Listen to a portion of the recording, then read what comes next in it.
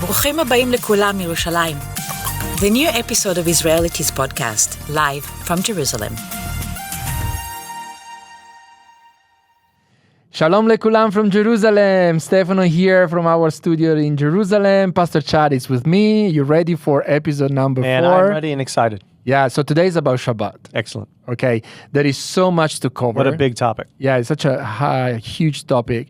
And remember, the idea is to go into Jewish perspective and trying to find some of those hidden secret and treasures that sometimes we forget about, especially when we live abroad or when we are part of a church.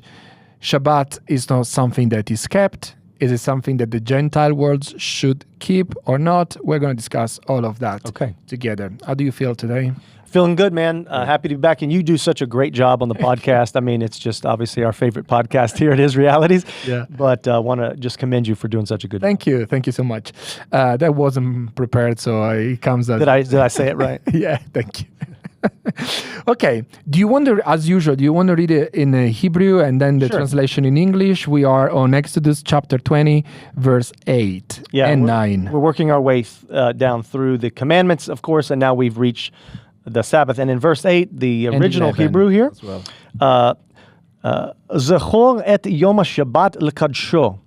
So we'll break that down here in just a minute, and then we'll get into, let me read verse 9 as well. Sheshet yamim ta'avod ve'asita kol malachtecha. So let's look at it maybe one word at a time. It'll be a little bit easier to pull it. So zachor, this means to remember it, from the word lizkor or zocher, right? To remember it. What are you remembering? Et Yom HaShabbat. Remember the word et in modern Hebrew, or at least also in ancient Hebrew apparently. Yeah. It's the connector word.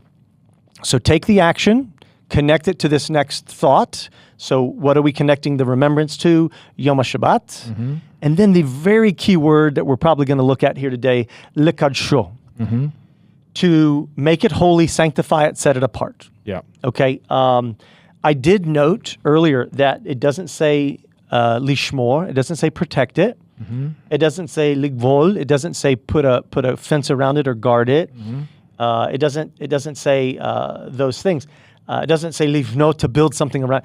Kadsho means an intentional action to set it apart so it's different from everything else. Yeah, which is also the translation to keep is not really perfect to that. Yeah, we're not lechazek, lishmor. Yeah. We're not using the other word choices.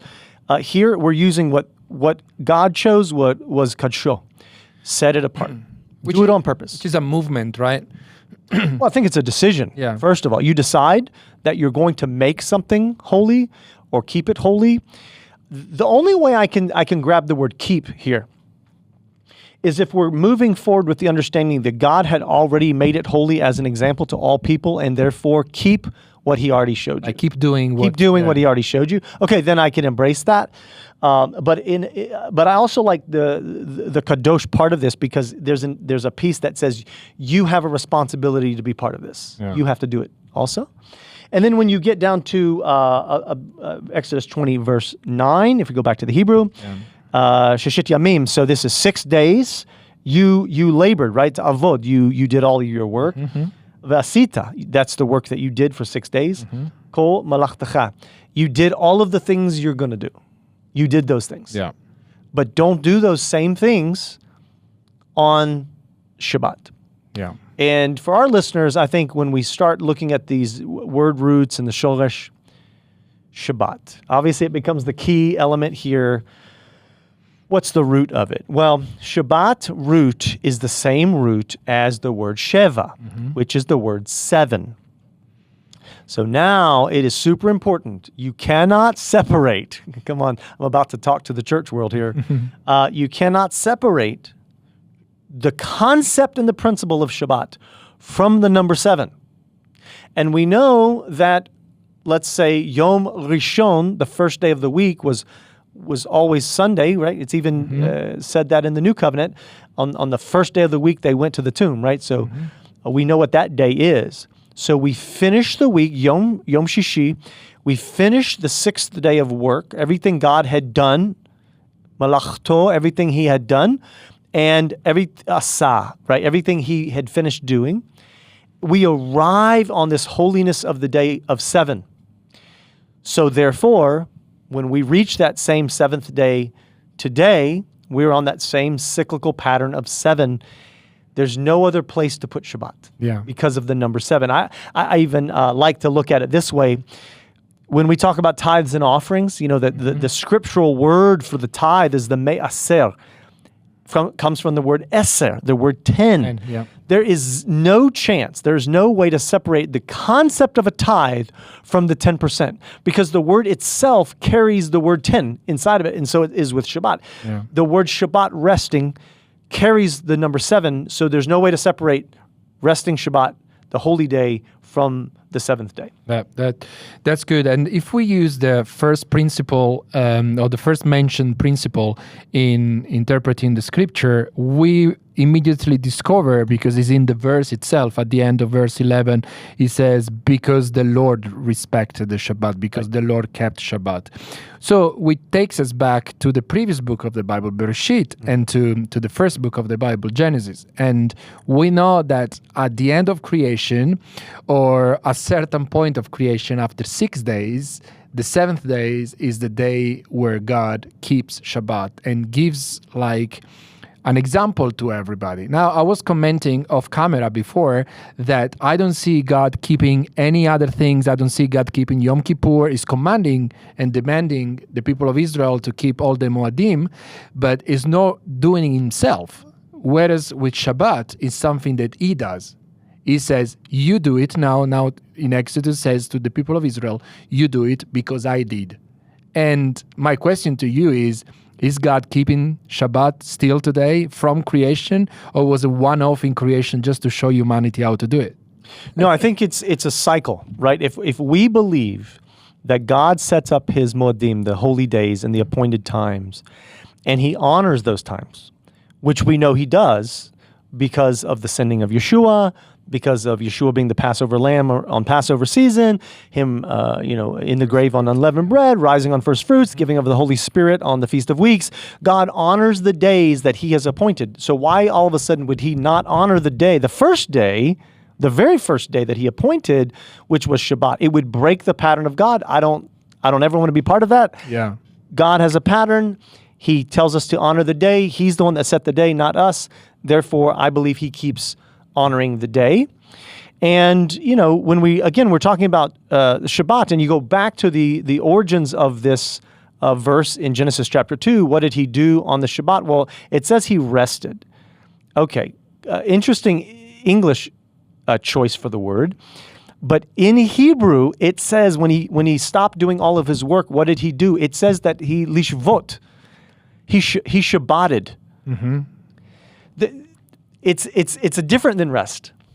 To use the word Shabbat as the verb in doing the thing that he told you to do on the day that he told you to do it, which is also called Shabbat, it becomes impossible to disconnect it.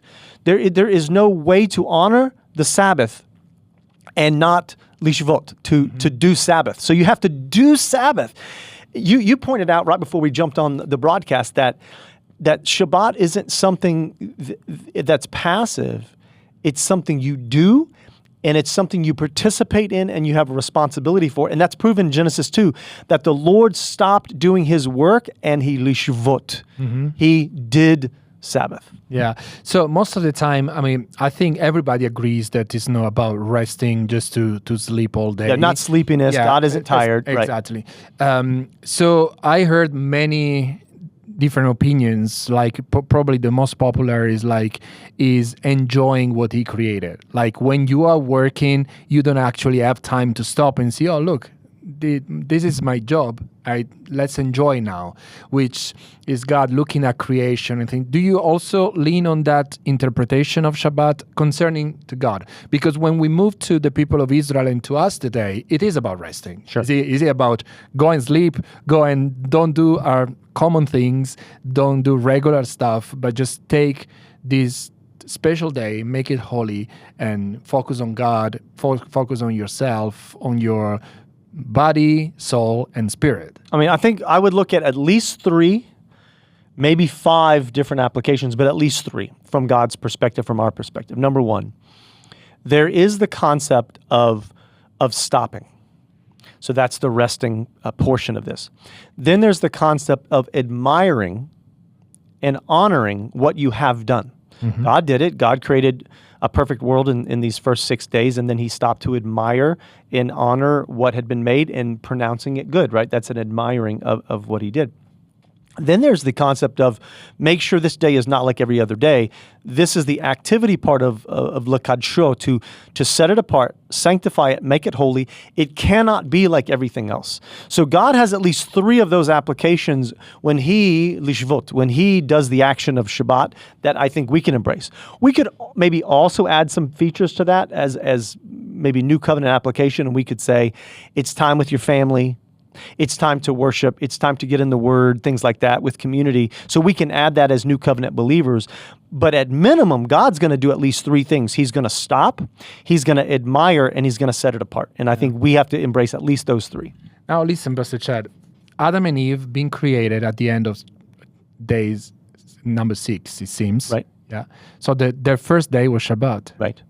Would you see any pattern on that? Anything important? Why humanity, the first day of humanity, is Shabbat? Well, some look at this from a prophetic perspective. The number 7 is such a big number in the Bible. God connected it. The Shabbat, I already told you, the root here is from 7. And everything else moving forward that has a 7 connected with it has in its essence the Sabbath rest and holiness, set apartness. I could jump to Noah. Mm-hmm. When God said, take 2 of every animal, but take 7 of the clean animals, he's making a connection to the concept of the holiness of the 7th day Sabbath. There's no way to separate those 2 things. The number 7 from that point on is always going to mean holy. It's going to mean set apart. It's going to mean clean. It's going to mean this. God's day is 7 day. Human's day is 6 day. Mm-hmm. What does the number 6 represent? Sin, evil, falling short, the mark of the beast, the 666. Humanity falls short. And I think it's a prophetic look at what is in humanity's future. Humans will be number 6. They will fall short, but God's day is number 7, the day of redemption, the day of rest, the day of cleanliness, the day of holiness. I think it's a great prophetic picture of what's coming. Is it connected to Shabbat? Yeah, as it's connected to Shabbat. Between God keeping the Shabbat, honoring the Shabbat, make it holy, we have the whole history coming here to Exodus chapter 20. And I don't see any pattern. I don't see anything that those people coming before this covenant encounter on Mount Sinai about the Shabbat, people respecting the Shabbat or keeping the Shabbat. Is it like the reason why he made the 10 commandments is because God is saying, okay, now we're going to reestablish with Israel the Shabbat that I honored in Genesis chapter 2, or we miss something just in between? I'd like to build a little bit of a ladder here, a step ladder. And I want to prove for a second that there's continuity of God's law. Very important to do this. Adam and Eve had certain laws. Don't eat from the tree of the knowledge of good and evil, be fruitful and multiply, take dominion of the earth, etc. You're going to take those laws. There's no Jews, there's no Moses, there's no Torah, there's no stone, there's no Israel. That's applicable to all mankind. When you jump to the story of Noah and he comes out of the ark and there's the rainbow and the first sacrifice, God gives Noah law also. You don't commit violence, you don't murder, you don't eat animals with blood, things like that. But he also goes on to say, and be fruitful and multiply, take dominion. So now you have a continuity of laws that are the same, at least in some of them, between Adam and Noah. Mm-hmm. Okay, so you see that continuity of law. Yeah. Then you jump forward to Abraham, Genesis chapter 26. God is speaking to his son Isaac, and he says, I honored Abraham, your father, because he kept all of my commandments, statutes, and decrees. So clearly Abraham knew this continuity of law from the oral tradition from Adam, from Noah. It makes its way to Abraham. And I believe from Abraham to Isaac, Isaac to Jacob, to Judah, to the sons of Israel, to the time of Moses. I don't think when Moses came down and explained the 613 commandments, I don't think every commandment was brand new. Okay. Like, oh my goodness, I've never heard that before. What do you mean I shouldn't kill someone? What do you mean I shouldn't commit adultery? What do you mean I shouldn't shed innocent blood? What do you mean? I don't think Sabbath was new to them. I don't think it was a concept they'd never heard of before. I think there is a certain continuity of law from, I just explained it to you and I proved it to you in the passages themselves. I do believe there might have been some new laws, like the other feasts and festivals seem to be quite new because they identify what Israel is going through. Passover happened on the first Passover. Well, it hadn't happened before, so it had to be new. Yeah. They hadn't had a harvest yet, so God is projecting the harvest festivals. There was no temple yet, so he's projecting the temple and the tabernacle into the future. So some of that's new, but I don't think a lot of these morality laws are new. And since a lot of the morality laws had the continuity of law itself, my personal belief is these morality laws are applicable to all mankind. Mm-hmm. I actually see Sabbath as one of those. Wow, that's so interesting. I mean, if you retrace and to draw a trajectory of the Shabbat starting in Genesis chapter 2, right, and it must be for all humanity. Yeah, there's no other application other than all humanity born to that patriarch and matriarch. Anyone born after them, it's applicable to them, not just Jews. Yeah. So how do we respect, honor, and make holy the Shabbat? Now, in Judaism, you know better than me that there is this differentiation between the common and the holy, yes, and the pure and impure. And of course, the impure is most of the time associated of sin. So that is something that you need to deal with through the sacrifice system and the worship system and so on and so forth at the temple. But then there is the common and the holy. The common is not necessarily sinful. But Shabbat, it says you shouldn't do anything common right now, but you should just set something apart. So there is something special that we need to do during Shabbat. What is that? So in Jewish tradition today, we have both the start of the Shabbat and the close of the Shabbat. And both ceremonies have to do with differentiating the day. It comes from the word lahavdil, mm-hmm, to make a difference from this day from the other days. That's the actual meaning of the word, right? Havdil.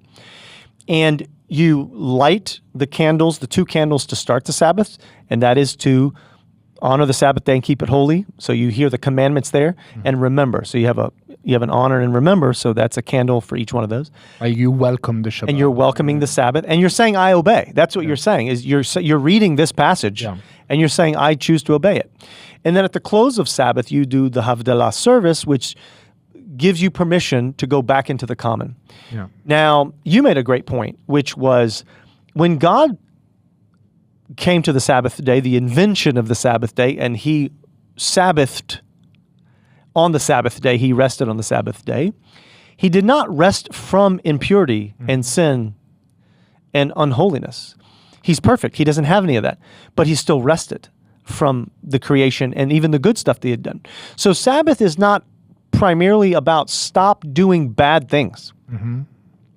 It's stop doing all of the normal things that you would do every day. Just don't do those things, mm-hmm, so that you can dedicate yourself to the admiration of what God has done, to the admiration of what you've been able to accomplish, to spend time in worship, study with your family, and to physically let your body rest. Sure, we as humans need that. He didn't need that. God, it doesn't say God stopped and slept, right? It doesn't use those kind of words in Hebrew. And so for us, I think the application to the new covenant is be active in how you set it apart. Do things differently than you would normally do it so this day can be special for you and your family. So I'll give you some examples. Mm-hmm. On my family, and this is not for every family, but for my family, we light the Sabbath candles. We do Siddur blessings. We sing songs. We put out special dishes. We l'chaim to everybody with the brachot and the blessings and the prayers. We have usually a double dessert on that day. We let the kids have more dessert, so it's something special for them. And then we havdalah at the end. We do the ceremony to close out the Sabbath. We might sleep a little later. We might play board games as a family. We might take a walk as a family, play games. We're going to do things special. We don't do chores. We don't do homework. We do prepare food because we see that in Exodus. You prepare food, and we clean up because of the cleanliness laws that we have to obey. But in terms of cleaning the house, no. Chores are done before Shabbat. So we've found ways to really give it physical application for the children to be part of the activity of La Kadsho, to take the day, move it to the side so it doesn't look like all the other days. I think that's our responsibility. And every family can do that differently. Some of them go to a worship service. Some of them will lay tefillin and do the prayers all the way through the Siddur. Some will go walking in the woods that day and say their prayers. Whatever it is that you can do to be actively setting the day apart, I think that's what it's saying. Honor the day, make it different. I think I'm going to come back to this point, but a question in my mind right now. Is it true that we hear so many times people saying, oh, my Shabbat is on Sunday. I go to church on Sunday. I do this on Sunday. I don't go to work on Sunday. So I move my Shabbat on Sunday. Is it a proper statement to say I move my Shabbat? Shabbat is Shabbat, right? Right. So I think they're using the word in two different ways, right? Okay. So the first way they're trying to use the word is the day, the holy, honored, defined day that when the sun goes down on Friday and we finished Yom Shishi, the sixth day, according to the commandment, when that sun goes down, remember, everything is the evening and the morning, the sixth day, evening and morning, Shabbat day. So if we're following that biblical pattern, the sun must go down on Friday, we begin Shabbat. It stays Shabbat until sundown Saturday by today's Gregorian calendar and by the way we call the names of the days. There's no way to change that day. That day is in a cycle of 7. That's the holiness of the number 7. So there is no way to move it.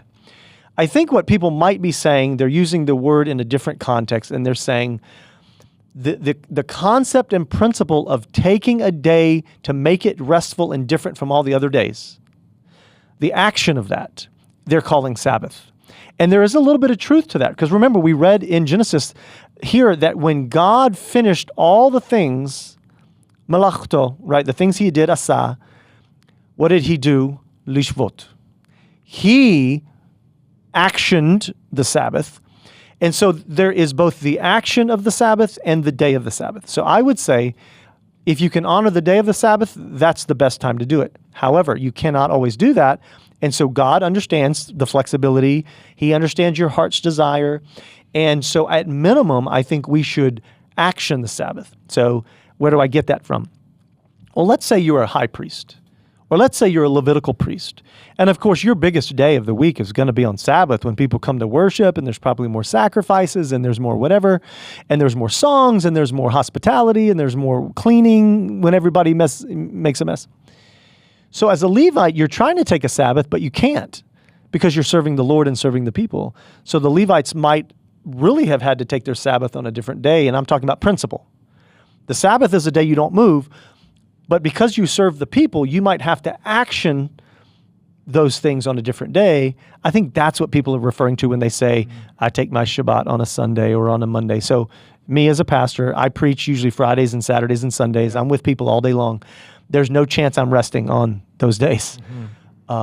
So I will take my principle. I use the word principle. I take my principle of Sabbath on Monday. Okay. But that is easily applied to leaders. It's harder to apply that to not leaders, but I do applaud the effort that people say, hey, I got called into work. I work at the hospital. I could not rest on Sabbath. So I took a Sabbath principle on a Monday. I think God honors that. Now, we live in Jerusalem. It's so easy to keep the Shabbat in Jerusalem because on Yom Shishi, in the afternoon, everything shuts down. Right. You're forced to do it. Exactly, you're forced to do it.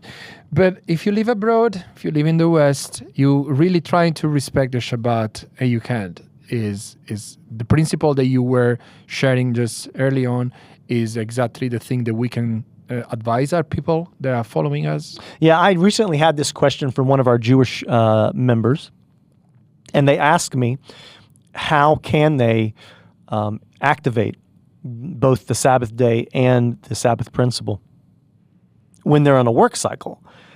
And I said, well, first of all, God's going to honor your heart. He's going to honor your effort. You want to honor Sabbath. So why don't you go to your boss and ask them if you can have permission to not work on the actual day of Sabbath, then you can be doing both, the day and the action. So they did, and the boss granted the request and moved his day off to a Friday night to Saturday night. And that's a great opportunity. God sees your heart. Now, you might do the same request, and the boss may say, no, I can't let you do that. But God has already seen what you tried to do, and you're getting credit for that action. You're getting credit for your heart. So that's really how I've advised people over time, is give it your best shot. Talk to who you need to talk to. Make a request. If the request is granted, great, you win. If the request is not granted, God already saw your action. He saw what you tried to do. The other thing I would add to that, and I think this is a mistake and a misunderstanding. Some people believe you can only worship on Sabbath.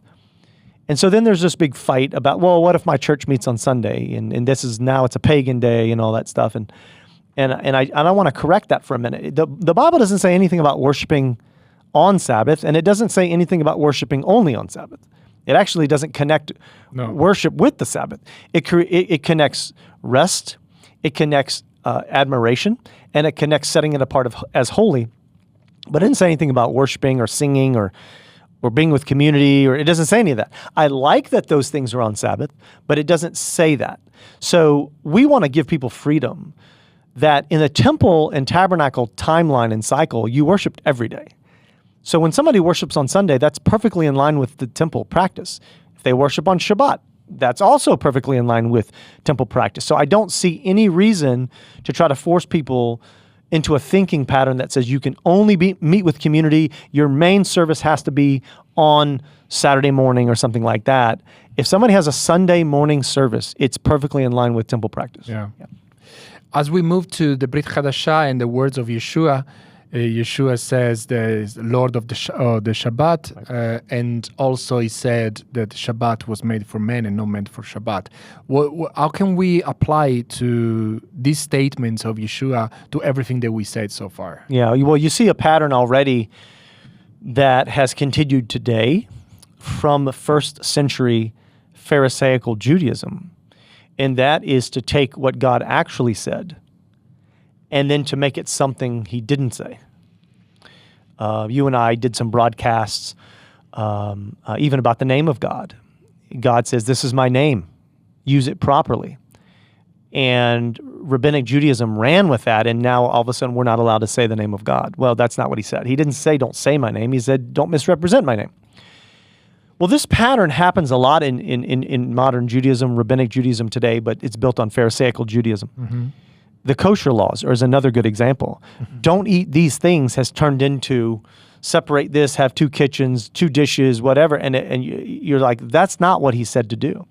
The same thing has happened with Sabbath in the course of Judaism. Instead of honor, God and rest and make it holy, they've made an idol out of the Sabbath day.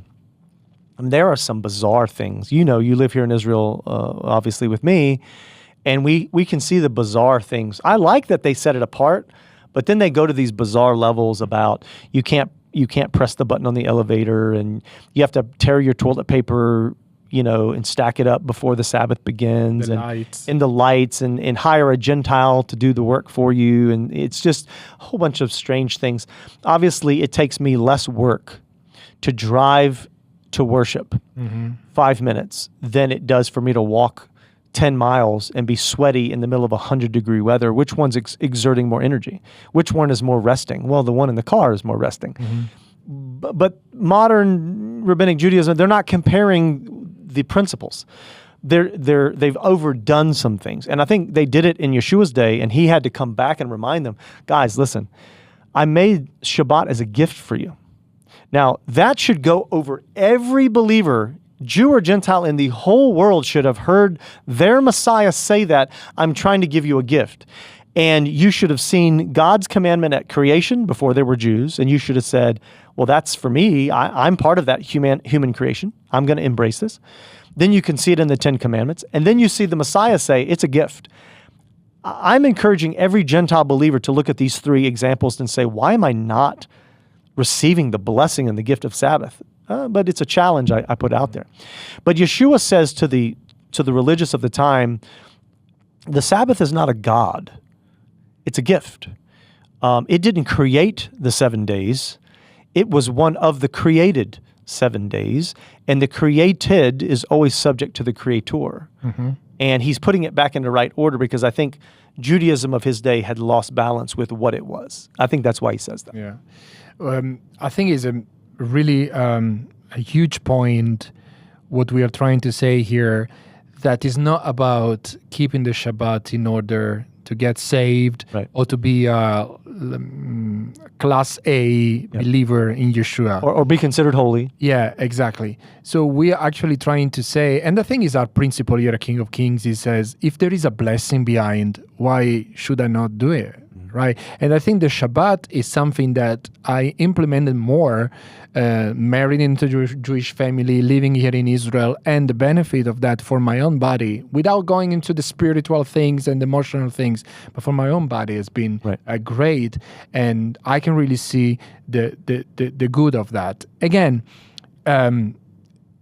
it was mentioned before Exodus 20. Right. So God is addressing all humanity.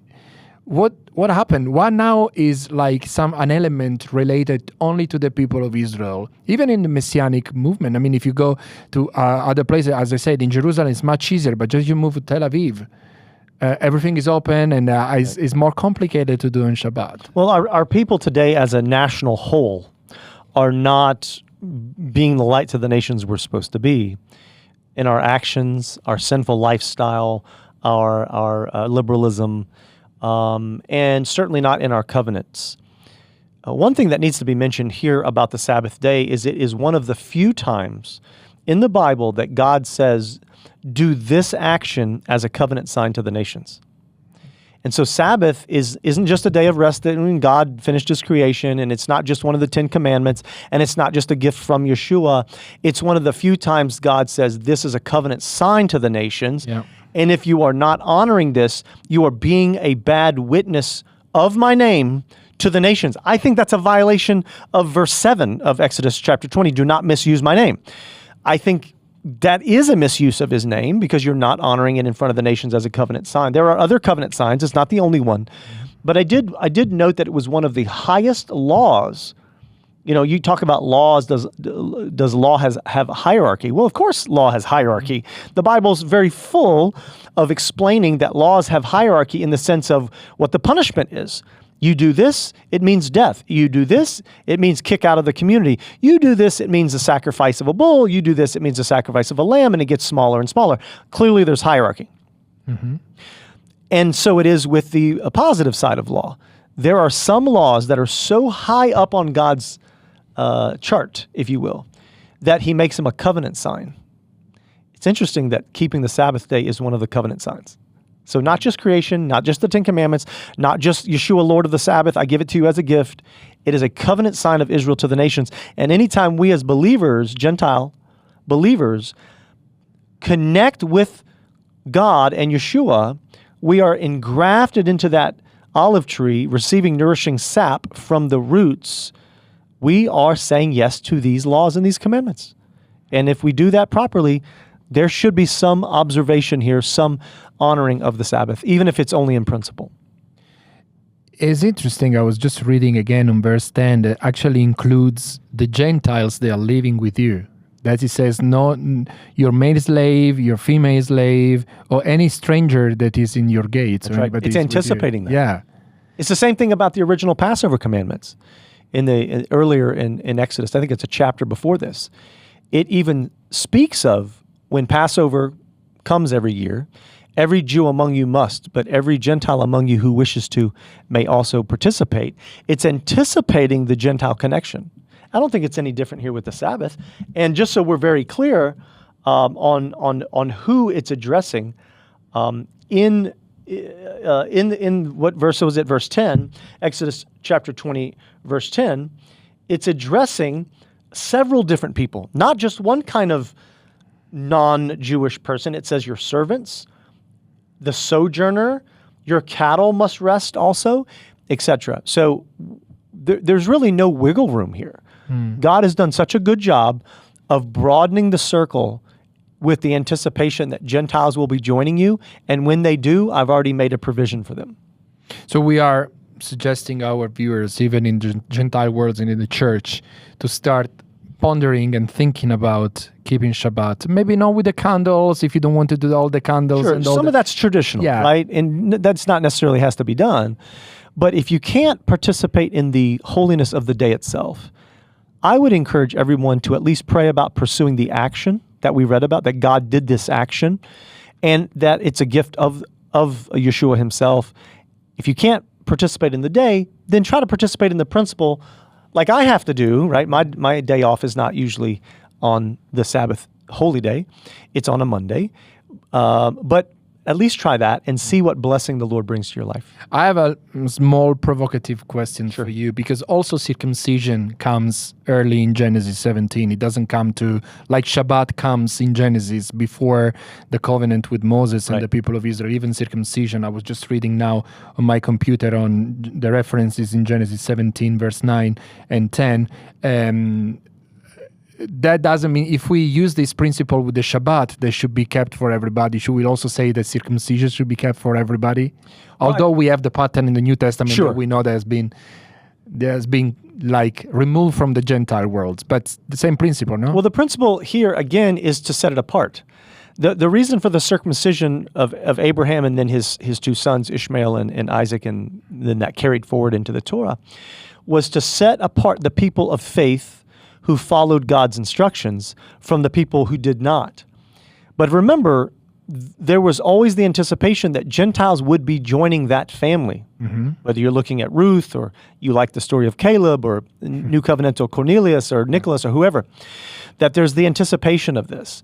So it would have been difficult for an ancient Gentile to make a decision to follow the God of Israel, to join into the jurisdiction of Israel, whether they were in the wilderness or they were in the land, the jurisdiction of Israel, and not follow circumcision. That would have been very difficult to explain. I'm sure it didn't go over very well. Mm-hmm. Just like it would have been very difficult for a Gentile to be in the jurisdiction of Israel and not celebrate the Sabbath or the holidays or to obey any law that they found in the Torah.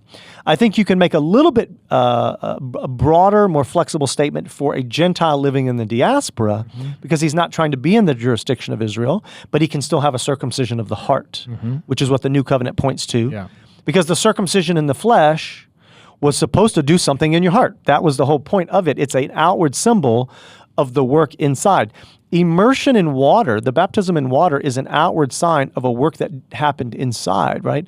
All of these things work in the same pattern, outward sign of an inward work. The mezuzah on my door at home is an outward sign of an inward decision that my house will live under the rules of God. As long as we follow those patterns, I think we're still in very safe space, and a Gentile who might live in the diaspora needs a circumcision of the heart. Whether or not they want to do it in the flesh is a little bit more flexible according to this. What happened to the Shabbats during captivity? When Israel was slave and be captivity, they were keeping Shabbat, or they didn't? And how can we reconcile this topic? Well, let's look at why they were in exile, right? They were in exile because they did not obey the commandments of the Lord. Okay. They were worshiping idols, Asherah poles, desecrating temples, etc., making pledges with the nations, marrying ungodly people from other nations. So they were already violating the whole Torah. I don't think at that time the majority of the nation was honoring the Sabbath. So going into captivity, they probably weren't in the habit of doing this anyway, sadly. But when they come back from exile, and Ezra and Nehemiah, and they're starting to rebuild the altars and the walls of Jerusalem and the second temple, it says that they read from the scriptures all the laws of God all in one day, and the people remained standing all day, and they cried when they heard the word of God. I think that was a wake-up call to reactivate all of the obedience. So I don't know whether I'm accurate or not, but my guess is that when they were in exile because of disobedience, I don't know that they had immediately switched into this pattern of, oh, well, we're in exile, let's obey now. It probably took a generation of feeling the pain of the discipline to first come back to God in repentance, and then to say, this is Daniel's passage, we have violated your covenant. I'm sure there were some that did, kept honoring God's word, but probably wasn't till the end of exile when repentance of the people was happening, would they start turning back to the word of the Lord, then you might see an honoring of the Sabbath again. But again, they're not in control of their own schedule. So who knows what they could have done? Could they do a day off? I don't know. My guess is those that wanted to honor Sabbath would have figured out some way to do it. So if we relate the concept of Shabbat, the concept of rest, and to be a blessing, so I see the people of Israel outside of the land being captivity, being slaves, so the blessing has been removed. If we connect the blessing of the Shabbat, as they come back and they keep the Shabbat, the blessing is back with the people of Israel. That's what I say. But when I move into the Brit Hadashah, in the letters to the Hebrews, God says, you will enter my rest. That kind of expression recalls the Shabbat blessing or not? Yes, absolutely. Okay. And again, let's go back to the root of Shabbat, the word Sheva, 7. Mm-hmm.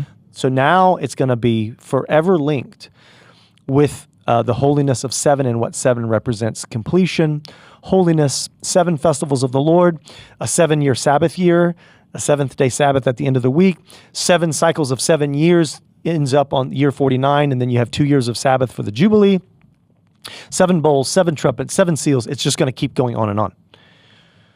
So for us, we should also note that on a prophetic timeline, the 7th holiday of Israel's commanded year is Sukkot, the Feast of Tabernacles. And the Feast of Tabernacles is representing the age to come, which is why it's called the Sabbath age, which is the 7th age. It's the 7th holiday, and it's all represented in the Feast of the Lord, from the great trumpet blast that the Lord returns on, to the great Yom Kippur, which is the final judgment day, and then there is the new heaven and new earth, of course, and then we end up in the Sukkot age, which is number 7. It's the 7th. So you can see this consistency of rest, Sabbath, 7, rest age. Come to my Sabbath as a daily thing. Come to my Sabbath as an annual cycle. Come to my Sabbath as a once a generation jubilee. And then come to my Sabbath at the end of all of your life, at the end of all of the ages. Come to my Sabbath, because that's where I really want you to live, is under my blessing. Well, I'm connecting things together. Like every Shabbat should be like in vision of this rest, eternal rest. That we read that as a family on Shabbat. We read about the eternal rest, and we talk about it being pictured in the 7th-day Sabbath. And I connect to the words of Yeshua, come to me, and I will give you rest. That's right. So it just brings all things together. So why not celebrating Shabbat, right? I can't figure out why not. I hope that after these 45 minutes of episode, people will be saying, oh, you know what? Probably I'm going to add something into my Shabbat and start to celebrating. That's what we're trying to provoke people and to bring some new things that sometimes has been considered like be religious. Right. But people don't see the blessing behind. And through this episode, Pastor Chad, I really wanted to see and to explain the blessing that we have when we celebrate I'll add this Shabbat. last thought, because I know we got to wrap this up. But in the same heart attitude that Yeshua says, I created the Sabbath for man, not man for the Sabbath, and therefore it is a gift to you. This is how I want to view every commandment of God. I created this commandment, whatever commandment it is, I created this commandment as a gift to you. That's how I try to live my life. That's how we teach our children. It's how we teach King of Kings. Rather than to look at the laws of God and say, I don't need to keep those. What can I get around? What can I get out of? I don't need the 10 commandments. I'm in the new covenant now. Mm-hmm. Why would I release the blessing? God is trying to give me 613 different ways. I'm trying to say no to God's blessing. Yeah. It's not the person I want to be. Yeah. That's such a good point. And so I hope and we hope that we manage to encourage as many people as possible. Thank you so much for listening. If you have any comments about this episode, please write to us. We will be more than happy to read your comments and your opinion about, even if you disagree with us, no problem at all. We will be happy to go more in depth with your question. So, Pastor Charles, thank you so much. We always a pleasure. End. Let's do it again soon. We need to continue with Exodus 20. Thank you so much. But for now, shalom from Jerusalem.